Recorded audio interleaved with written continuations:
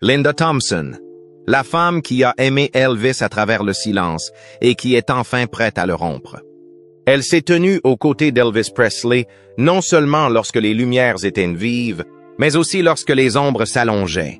Linda Thompson était là quand les applaudissements ont faibli, quand la musique s'est calmée et quand la célébrité, autrefois une couronne d'or, a commencé à ressembler à une lourde croix. Dans les hauts, les bas et les échecs, elle n'a rien dit, pas pendant des années, même lorsque le monde l'a supplié de parler. Son silence est-il un geste de loyauté, d'amour, ou le fruit de blessures trop profondes, trop sacrées, pour être mises en mots? Aujourd'hui, après des décennies de réflexion et de chagrin, Linda est enfin prête à ouvrir la porte aux secrets les plus intimes de Graceland et à l'homme qu'elle connaissait quand personne d'autre ne regardait. Qui était Elvis Presley loin de la scène, loin des caméras, loin du mythe? On ne peut pas être entouré d'Elvis et ne pas tomber amoureux de lui, a-t-elle déclaré un jour. Vous ne pouviez pas être près de lui sans ressentir la gravité de son âme. Pas. La nuit où tout a changé. C'est l'été 1972, à Memphis, dans le Tennessee. Linda Thompson, reine de beauté du Sud dotée d'une intelligence à toute épreuve, entre dans un théâtre sans savoir que le destin l'attend au premier rang. Ce qui s'ensuivit n'était pas seulement une romance éclair, c'était une connexion qui allait changer sa vie. Mais Linda n'a jamais été qu'un joli visage. Elle était perspicace, solide et loyale. Alors que d'autres étaient attirés par l'éclat de la célébrité d'Elvis, elle voyait l'homme sous les strass, le roi solitaire, l'âme sensible, le garçon qui n'a jamais cessé d'avoir besoin d'amour. Récemment couronnée Miss Tennessee, elle est connue pour son charme, son intelligence et son calme. Bien qu'elle soit issue d'un milieu sudiste modeste, elle se porte avec assurance et grâce. Les gens la remarquent à Nashville et à Hollywood, mais c'est Elvis Presley, la plus grande star du monde à l'époque, qui voit en elle quelque chose de vraiment spécial. Leur rencontre n'est pas le fruit du hasard. Un ami commun nommé Bill Browder, plus tard connu sous le nom de chanteur de country T. G. Shepherd, invite Linda à une projection privée de film organisée par Elvis. La projection a lieu au Memphis Theater, un lieu de prédilection où Elvis aimait louer l'espace après minuit pour regarder des films en privé avec ses amis. Linda ne se doutait pas que cette soirée cinéma allait déboucher sur une relation profonde et significative avec le roi du rock and roll. Lorsqu'Elvis entre dans la salle de cinéma ce soir-là, Linda remarque quelque chose d'inhabituel. Il n'avait pas l'air joyeux ou excité. En fait, elle dira plus tard qu'il avait l'air grognon, peut-être même fatigué. Mais dès que ses yeux ont croisé les siens, quelque chose a changé. Son humeur s'est adoucie. La connexion entre eux a été instantanée, mais elle n'a pas été que physique. Ils ont parlé pendant des heures, bien après la fin du film. Ils n'ont pas parlé comme une superstar et une reine de beauté, mais comme deux personnes qui ont reconnu en l'autre quelque chose de familier.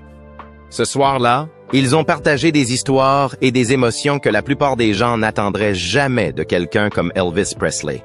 Il s'est ouvert sur son enfance, sur la perte de sa mère et sur la solitude qui accompagne souvent la célébrité. Linda ne l'a pas non plus traité comme une célébrité. Elle a écouté, vraiment écouté, avec chaleur et honnêteté. Elle n'a pas essayé de l'impressionner ou de le flatter. Elle a vu l'homme derrière la célébrité, et il a vu en elle ce qu'il cherchait. Quelqu'un qui comprenait, quelqu'un qui s'intéressait vraiment à lui. Lorsqu'ils se séparent ce matin-là, Elvis invite Linda à venir à Graceland, son célèbre manoir, dès le lendemain. Linda a accepté son invitation et s'est retrouvée à franchir les portes de Graceland. Au début, c'était comme un rêve. La maison était pleine d'énergie, de musique et de luxe. Les rires emplissent les pièces et les disques d'or tapissent les murs. Elvis lui a fait sentir qu'elle était de la bienvenue et qu'elle était spéciale. Très vite, Linda s'est installée chez lui et a fait partie de sa vie quotidienne. Vivre à Graceland. Ce n'est pas seulement profiter de la beauté et de la célébrité. Linda apprend rapidement que la vie avec Elvis est compliquée. Elle n'était pas seulement sa petite amie. Elle est devenue son amie la plus proche, sa confidente et souvent sa soignante. Elvis avait un côté chaleureux et aimant, plein d'humour et de créativité. Il aimait chanter jusque tard dans la nuit, regarder des films ensemble et partager des moments personnels tranquilles. Linda et lui ont même travaillé ensemble pour décorer des pièces de Graceland, dans la célèbre Jungle Room, où ils ont créé un espace qui reflétait leurs liens ludiques. Mais derrière les moments de joie se cachaient des luttes plus profondes. Au fur et à mesure que leur relation se développe, Linda réalise à quel point Elvis a besoin d'elle. Il n'était pas seulement un célèbre artiste. C'était un homme qui devait faire face à une profonde douleur émotionnelle. Il avait du mal à dormir et faisait souvent des cauchemars. Parfois, il se réveillait trempé de sueur, effrayé et confus. Linda restait debout toute la nuit avec lui frottant le dos, lui murmurant des mots de réconfort et priant même à haute voix pour l'aider à calmer son esprit. Elle l'a traité avec le genre d'attention douce que l'on donne à quelqu'un qui souffre, non seulement physiquement mais aussi émotionnellement. Elle ne voyait pas Elvis comme une star qu'il fallait réparer. Elle le voyait comme quelqu'un qui avait besoin d'amour et de soutien. Et elle le lui donnait gratuitement. Mais il y eut aussi des moments plus sombres. Linda a été témoin de la dépendance croissante d'Elvis à l'égard des médicaments prescrits. Ce que peu de personnes en dehors de son cercle intime savaient à l'époque. Elvis n'essayait pas de se faire du mal. Il essayait de faire face à la pression, aux attentes et à la tristesse intérieure qui ne semblait jamais disparaître. Linda ne l'a jamais jugé. Elle n'a jamais crié ni menacé de partir. Au contraire, elle laisse rester à ses côtés pendant toutes les nuits difficiles, toutes les visites à l'hôpital et tous les moments de doute. En fait, de nombreux proches d'Elvis pensent que l'amour et les soins de Linda l'ont aidé à rester en vie plus longtemps que prévu. Elle a apporté de la lumière dans son monde pendant certaines de ses années les plus sombres. Et pour cela, Elvis a donné des noms spéciaux à Linda. Il l'appelait maman et elle l'appelait petit bébé Bunton. Elvis lui a même dit qu'elle était la meilleure femme qu'il ait jamais eue et qu'il avait cherché quelqu'un comme elle toute sa vie. Mais Linda savait que l'amour seul ne pouvait pas tout résoudre, bien qu'ils aient passé de beaux moments ensemble, dansant pieds nus dans le salon, chantant doucement l'un pour l'autre et partageant des rires dans les heures calmes. Il y avait toujours un nuage qui planait sur leur bonheur. Elvis luttait pour trouver la paix. Aucune somme d'argent, de célébrité ou d'affection ne pouvait calmer la tempête qui régnait en lui. Linda a dit un jour qu'elle était là pour l'aimer. Pas pour le réparer, pas pour le quitter. Elle a cru en lui et est restée avec lui par dévouement. Mais l'amour, aussi puissant soit-il, a ses limites. Avant même d'avoir rencontré Elvis, Linda s'était déjà frayé un chemin dans le monde. Elle n'était pas seulement la petite amie d'Elvis. Elle avait des objectifs, des rêves et un sens aigu de sa personnalité. Son titre de championne du monde attirait l'attention, mais c'est son cœur et son esprit qui la distinguaient des autres. Graceland, autrefois lieu de magie et de musique, est lentement devenu une cage dorée. Chaque couloir résonnait des besoins d'Elvis, et Linda s'est retrouvée à l'arrière-plan de son monde. Elle n'était pas seulement sa partenaire, elle était devenue son infirmière, son encouragement constant. L'encre qui le maintenait stable dans ses tempêtes. Jour après jour, elle se donnait corps et âme pour le sauver. Mais quelque part, elle commençait à ressentir la douleur silencieuse de ses propres rêves oubliés. Elle l'aimait férocement, complètement. Mais une voix discrète au fond d'elle ne cessait de murmurer. Et toi? Ce murmure s'amplifiait chaque jour, jusqu'à ce qu'elle soit confrontée à la décision la plus angoissante de sa vie. Devait-elle rester et se perdre complètement ou s'éloigner de l'homme qui tenait encore son cœur? Elle devait prendre une décision. Mais quelle serait cette décision? S'éloigner de l'amour. Je devais donc essayer de comprendre sa personnalité et sa psyché. Et j'étais prête à le faire jusqu'à ce que je ne le sois plus. L'amour entre Linda Thompson et Elvis Presley a fini par devenir déchirant. Même si leur relation amoureuse a pris fin, le lien qui les unissait n'a jamais vraiment disparu. Pour Linda, quitter Elvis n'était pas une décision motivée par la célébrité, l'ambition ou un autre homme. Cette décision était motivée par la survie, par le besoin d'une vie différente de celle qu'elle avait avec lui. Et bien qu'elle se soit éloignée, elle n'est jamais vraiment partie, ni émotionnellement, ni spirituellement, et certainement pas dans ses souvenirs. Bien que Linda ait apporté chaleur et compassion dans la vie d'Elvis au moment où il en avait le plus besoin, il l'a valorisé et profondément aimé en retour. Pendant un certain temps, Leur relation leur apporte à tous deux le bonheur et un sentiment de paix. Cependant, au fil du temps, les exigences et les défis liés au mode de vie d'Elvis ont eu raison de Linda. Elle l'a vu lutter contre l'épuisement, tant physique qu'émotionnel. Il était souvent fatigué, renfermé ou imprévisible. Linda a essayé encore et encore de l'aider à aller mieux. Elle l'a supplié de se reposer, de se désintoxiquer, de prendre sa santé en main. Elvis a toujours promis qu'il le ferait. Et dans ces moments-là, il le pensait vraiment. Mais les promesses se sont évanouies, comme l'écho d'une chanson autrefois chantée avec force. Linda a réalisé que l'amour seul ne pouvait pas le sauver. Elle a vu l'homme qu'elle aimait s'éteindre lentement. Elle a dit un jour, d'une voix lourde de chagrin, qu'elle avait l'impression de le voir disparaître. Il y avait des jours où Elvis ne parlait pas beaucoup, et d'autres jours où il s'effondrait soudainement au milieu d'une conversation. Parfois, lorsqu'elle le regardait, elle avait du mal à reconnaître l'homme dynamique dont elle était tombée amoureuse. Et pourtant, Linda est restée plus longtemps que beaucoup de gens ne l'auraient fait. Mais finalement, l'amour n'a pas suffi à supporter le poids de la vie qu'il menait. Linda voulait quelque chose de différent. Elle aspirait à la normalité, à la stabilité et surtout à la maternité.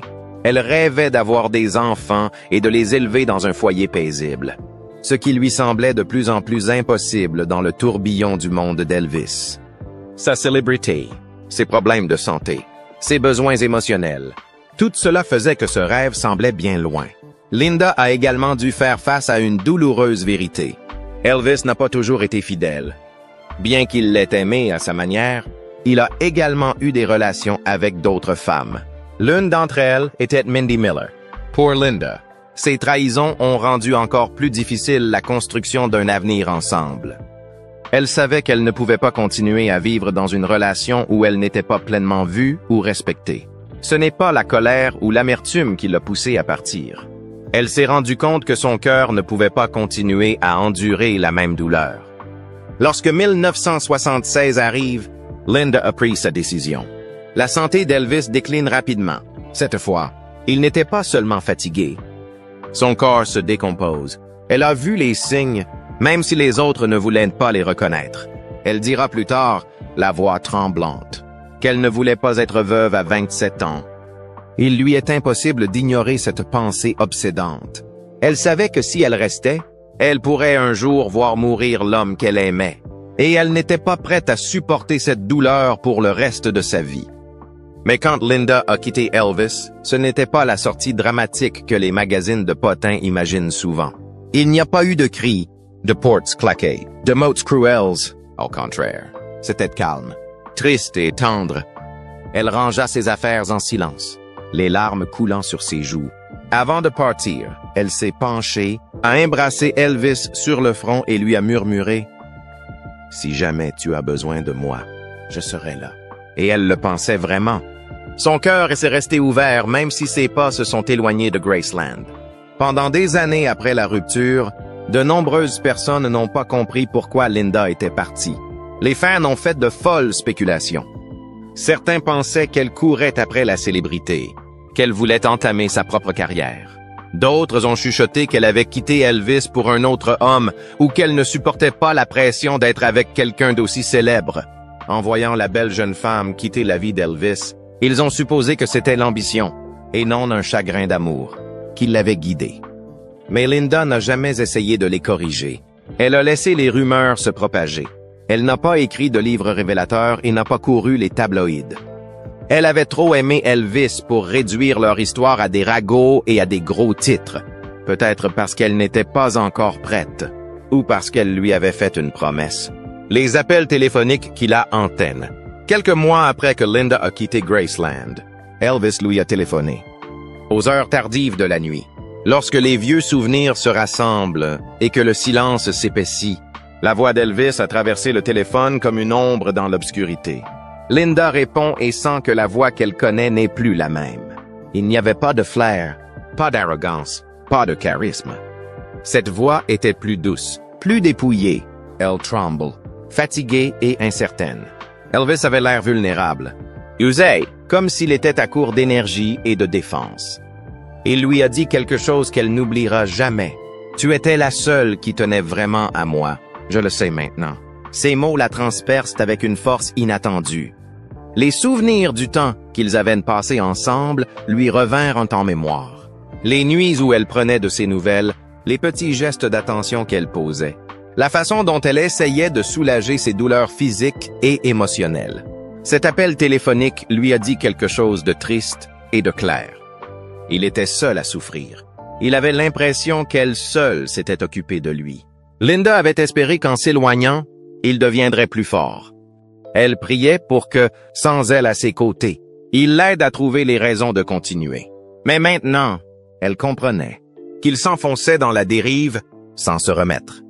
Linda avouera plus tard que cet appel l'a anéanti. Pendant des mois, elle a été tourmentée par une seule question. Son départ lui avait-il fait du mal ou l'avait-il aidé? Son départ l'avait-il blessé ou aidé? Elle voulait croire que cela lui donnerait l'espace nécessaire pour guérir. Mais l'entendre si faible, si résigné, lui semblait une réponse dévastatrice. L'homme qu'elle aimait semblait brisé, bientôt au bord de l'effondrement. Elle a commencé à se demander si quelqu'un d'autre se souciait suffisamment de lui pour remarquer ses difficultés. Elvis est-il vraiment pris en charge ou est-il trop perdu pour s'en rendre compte? Elle revient sans cesse à lui. A-t-il mangé? S'est-il reposé? A-t-il bien respiré? A-t-il été aidé? Ne faisant plus partie de son quotidien, elle craint qu'il n'y ait plus personne pour y prêter attention. Pour Linda, qui avait vécu avec lui et appris ses rythmes. Quand il dormait, quand il s'agitait, quand il luttait, le silence qui a suivi leur rupture a tout rendu plus effrayant. Même les rendez-vous, les appels téléphoniques, le personnel, tout cela n'était pas suffisant. Elle était persuadée d'être la seule à le connaître vraiment.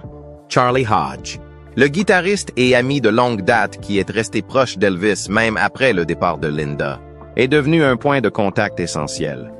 Linda commence à l'appeler, non plus de temps en temps, mais de façon de plus en plus pressante. Elle lui a demandé de vérifier physiquement l'état d'Elvis. Elle lui a demandé s'il respirait bien, s'il avait l'air d'aller bien. Elle a cherché à être rassurée, juste pour maintenir ce fragile espoir en vie. Un vendredi soir, quelques jours avant la mort d'Elvis Presley, Linda Thompson décroche le téléphone et appelle Graceland. Son cœur est lourd d'inquiétude. Elle demande à parler à Charlie, l'un des amis proches d'Elvis et l'un de ses assistants de longue date. Lorsqu'il répondit, elle s'efforça de garder une voix posée. Même si son inquiétude grandissait, elle lui a demandé si Elvis se sentait toujours mal à l'aise. D'une voix calme et inquiète, Linda l'a gentiment encouragé à aller vérifier qu'Elvis respirait. Il y a eu une pause, un silence. Peut-être que Charlie est allé vérifier, peut-être qu'il ne l'a pas fait, mais il lui a dit qu'il l'avait fait. Au bout d'un moment, il a repris la ligne et a dit qu'il allait bien, qu'il allait bien. Ce coup de téléphone sera la dernière fois que Linda essaiera de lui tendre la main. Quelques jours plus tard, la tragédie frappe. Linda est chez elle à Los Angeles lorsque le téléphone sonne à nouveau. À l'autre bout du fil se trouvait la jeune Lisa Marie Presley, la fille d'Elvis âgée de 9 ans, dans des cris déchirants. Lisa Marie s'écrie que son père est mort. La nouvelle frappe Linda comme un éclair. Elle a été surprise, complètement prise au dépourvu. Toutes les nuits silencieuses, toutes les inquiétudes persistantes, rien de tout cela ne l'avait préparée à cela. Elle était submergée par le chagrin, abasourdie et le cœur brisé, prise au piège dans ce qui semblait être le moment le plus irréel de sa vie. Plus tard, d'autres détails déchirants ont été révélés sur les derniers instants d'Elvis. Il a été retrouvé inconscient dans la salle de bain. Les secours ont été appelés, mais il était trop tard. Elvis Presley est décédé le 16 août 1977. Lorsque Linda a appris la nouvelle, le poids de toutes les conversations passées et de tous les moments manqués s'est abattu sur elle. Elle ne peut s'empêcher de se demander si elle aurait pu faire plus. À partir de ce moment, elle a déclaré qu'elle garderait le souvenir des derniers mots d'Elvis jusqu'à la fin de sa vie. Même avant la mort d'Elvis, les médias et les fans attendaient constamment que Linda parle publiquement de leur relation. Les rumeurs allaient bon train, certaines folles, d'autres douloureusement fausses. Mais comment Linda a-t-elle géré la situation? A-t-elle jamais parlé? Est-elle restée silencieuse? Lorsque Linda Thompson et Elvis Presley ont mis fin à leur relation, Le monde entier a regardé ce qui se passait. La presse voulait des réponses. Les fans voulaient des histoires. Et les tabloïds étaient affamés. Des gens sont venus frapper à la porte, encore et encore. Ils offraient de l'argent, de l'attention et de la célébrité. Les éditeurs ont promis des contrats de vente de livres. Les talk shows ont lancé des invitations. Si elle l'avait voulu, Linda aurait pu écrire un livre révélateur en quelques mois. Elle aurait pu partager des secrets, des scandales, des histoires tristes.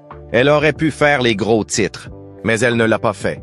Alors que d'autres se sont empressés de raconter leur version de la vie avec Elvis. Certaines vraies, d'autres tordues, Linda est restée silencieuse. Depuis des années, depuis des décennies, non pas parce qu'elle n'avait rien à dire, mais parce que ce qu'elle avait avec Elvis n'était pas une histoire pour les magazines à potins. C'était quelque chose de sacré. Dans son cœur, Elvis n'était pas seulement une légende ou une rockstar. Il n'était pas seulement le roi, il était l'homme qu'elle aimait. L'homme qui lui tenait la main aux heures calmes. L'homme qui pleurait dans ses bras lorsque le poids du monde devenait trop lourd. Elle estimait que ce genre d'amour ne pouvait être vendu au plus offrant. Des années plus tard, lorsqu'on lui a demandé pourquoi, Linda a répondu qu'elle voulait protéger le peu de dignité qui lui restait.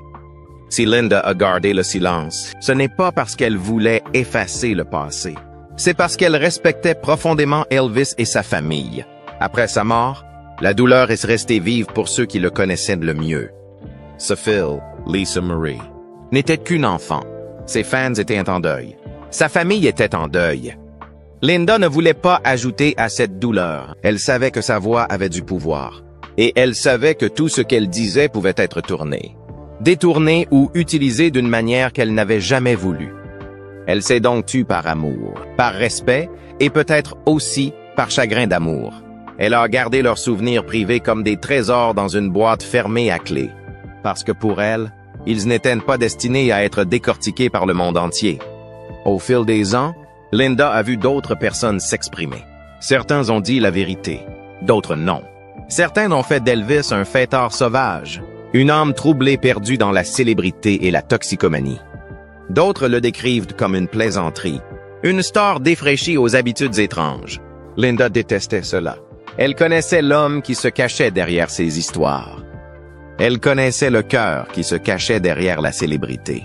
Elle connaissait sa gentillesse, ses combats, son humour, son charme, ses peurs, et elle ne voulait pas que cela se perde sous des piles de titres inventés. Ironiquement, son silence a été le moyen le plus puissant de le protéger. En n'ajoutant pas sa voix au bruit, elle a gardé la vérité bien à l'abri en elle. Mais le silence ne signifie pas l'oubli. Cela ne veut pas dire qu'elle s'en moque. Cela ne veut pas dire qu'elle ne voulait pas parler. Peut-être attendait-elle simplement le bon moment. La perte d'Elvis n'a pas seulement été une perte pour le monde. Elle a été personnelle pour Linda. Même s'ils avaient rompu 1 an avant sa mort, ils avaient continué à se parler, à se soucier l'un de l'autre. Et lorsqu'il est décédé, la douleur l'a frappé comme une vague. Il faut du temps pour guérir d'un tel chagrin. Et il faut souvent du silence. Linda a peut-être eu besoin de ces années de silence pour faire son deuil en paix, pour faire le tri dans ses souvenirs, pour comprendre ce que tout cela signifiait. Mais a-t-elle fini par s'exprimer? Continuez à regarder pour le savoir. Notre vie se résumait à rester debout toute la nuit et à dormir toute la journée. Le moins que l'on puisse dire, c'est qu'il avait du mal à prendre des médicaments sur ordonnance. Ce n'est pas moi qui ai révélé cela au public. Je l'ai protégé aussi longtemps que j'ai pu. Ce n'est qu'en 2016, près de 40 ans après la mort d'Elvis Presley, que Linda Thompson a finalement choisi de partager son histoire. Elle a gardé ses souvenirs secrets pendant des décennies, mais dans ses mémoires, A Little Thing Called Life, elle a décidé qu'il était temps. Pourtant, son but n'était pas de créer un choc, de susciter un drame ou d'attirer l'attention. Elle n'a pas écrit pour blâmer qui que ce soit ou pour révéler de sombres secrets. Elle a écrit pour rendre hommage à un homme qu'elle a profondément aimé. Elle voulait montrer au monde le véritable Elvis, la personne derrière la légende. Dans une phrase puissante, Linda a déclaré « Il était humain et c'est ce qui le rendait divin. J'ai vu la lumière et l'obscurité et je l'ai aimé à travers tout cela. » Ces mots ne criaient pas au scandale et ne cherchaient pas à faire les gros titres. Au contraire, ils ont doucement ouvert une porte sur un monde que la plupart des gens n'avaient jamais vu. Elle n'a pas essayé de brosser un tableau parfait, mais elle ne l'a pas non plus démoli. Elle a offert quelque chose de rare, une vision bienveillante, compatissante et sincère d'Elvis Presley en tant qu'être humain. Ses paroles ont touché les gens non pas parce qu'elles étaient explosives, mais parce qu'elles étaient curatives. Ils ont rappelé à tous que derrière les lumières brillantes et la célébrité mondiale se cachait un homme avec des espoirs, des luttes et un cœur énorme. Son honnêteté a permis aux fans de regarder Elvis d'une nouvelle manière. Elle a ajouté des couches à son image, montrant le côté doux, compliqué et émotionnel de quelqu'un que le monde pensait déjà connaître. Linda Thompson a été aux premières loges de la vie d'Elvis de 1972 à 1976. Pendant ces 4 années, elle a vécu avec lui, voyagé avec lui et partagé les aspects les plus personnels de son univers. Elle a vu à la fois le personnage de scène et l'homme privé. Pour elle, Elvis n'était pas seulement le roi du rock and roll. C'était une personne réelle, pleine d'énergie, d'émotions et de contradictions. Elle l'a décrit comme généreux, loyal et plein de vie. Il était incroyablement charmant et drôle, faisant souvent rire les gens sans même essayer. Il était également très affectueux et aimait être entouré de ceux en qui il avait confiance. Selon Linda, Elvis avait un besoin naturel de s'occuper des autres, ce qui se voyait dans la façon dont il traitait ses amis et sa famille. Une anecdote mémorable qu'elle a racontée concerne la fois où il a racheté une animalerie entière juste pour pouvoir donner les animaux, principalement des chiens, à ses amis. Il aimait offrir des cadeaux, non pas pour se vanter, mais parce que cela lui faisait plaisir de rendre les autres heureux. Linda veillait toujours à souligner le bon cœur d'Elvis. Elle voyait en lui une facette douce et bienveillante que le public avait rarement l'occasion de voir. Il était profondément émotif, réfléchi et sensible, même s'il devait souvent jouer les durs devant les autres. Elle a dit qu'il aimait profondément et qu'une fois que vous étiez dans son cœur, il vous protégeait et vous soutenait quoi qu'il arrive. Mais Linda n'a pas ignoré les aspects les plus difficiles de la personnalité d'Elvis. Elle a été honnête au sujet de ses difficultés. Elle a parlé de ses habitudes autodestructrices, notamment de sa dépendance aux médicaments sur ordonnance. Elle a également mentionné qu'il pouvait être de mauvaise humeur, impatiente et parfois égocentrique. Pourtant, elle n'a jamais cherché d'excuses. Elle a essayé de comprendre. Elle pensait que la pression de la célébrité, l'isolement qu'elle entraînait et les exigences constantes dont il faisait l'objet contribuaient à son comportement. Il n'était pas facile d'être Elvis Presley. Il était entouré de gens, mais se sentait souvent complètement seul. Malgré ses difficultés, Linda a déclaré que la vie avec Elvis ressemblait souvent à un rêve. Pour elle, c'était parfois un conte de fées, rempli de soirées tardives, d'emplois du temps chargés, de rires et de magie. À certains moments, elle avait vraiment l'impression de vivre avec le prince charmant. Il pouvait être romantique, enjoué et plein de surprises. Mais les contes de fées peuvent aussi avoir des côtés sombres. Et vers la fin de leur relation, les choses ont commencé à se sentir plus confinées et moins joyeuses. La célébrité, qui était autrefois source d'excitation, a commencé à ressembler à une cage. Leurs vies sont devenues plus isolées. La santé et l'humeur d'Elvis changent, et les pressions autour d'eux ne cessent d'augmenter. Linda est restée aussi longtemps qu'elle a pu, mais elle a fini par devoir s'éloigner. Leur relation a pris fin en 1976, alors qu'ils se trouvaient à San Francisco. Linda a également parlé de leur proximité émotionnelle. Elle a admis que si Elvis a pu être infidèle physiquement, elle ne s'est jamais sentie trahie émotionnellement. Elle a toujours cru qu'il l'aimait. Et cette connexion est restée forte même après la fin de leur relation romantique. Elle a dit qu'il avait besoin d'amour, de compréhension et de réconfort. Et elle a essayé de lui donner tout cela pendant les années qu'ils ont passées ensemble.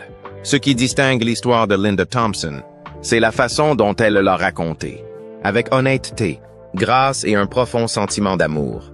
Elle a laissé les gens voir les deux côtés, la lumière et l'obscurité, le rire et la douleur, la force et la faiblesse. Ce faisant, elle a aidé les gens à comprendre que la grandeur d'Elvis résidait dans son humanité. Ces paroles n'ont pas seulement donné un nouvel éclairage sur leur relation. Elles ont aussi modifié la façon dont de nombreuses personnes voyaient Elvis. Les fans se sont vus rappeler que leur idole avait été une personne réelle, pleine de beauté et de défauts, comme tout le monde. L'histoire de Linda a approfondi son héritage. Elle l'a rendu plus riche, plus honnête et plus humain. À travers ses souvenirs, elle a redonné vie à Elvis, non seulement en tant qu'artiste, mais aussi en tant qu'homme qui aimait, qui luttait et qui avait besoin de contact, comme n'importe qui d'autre. Et peut-être qu'en fin de compte, c'est ce qui l'a rendu vraiment inoubliable. Après Elvis, ce que l'amour lui a appris. Après sa relation avec Elvis Presley, Linda Thompson a reconstruit sa vie et sa carrière en emportant avec elle les leçons qu'elle avait apprises en l'aimant. Bien que la vie après Elvis ait été très différente, il a continué à façonner son parcours de manière discrète mais durable. Linda a connu le succès dans le monde du spectacle. D'abord en tant que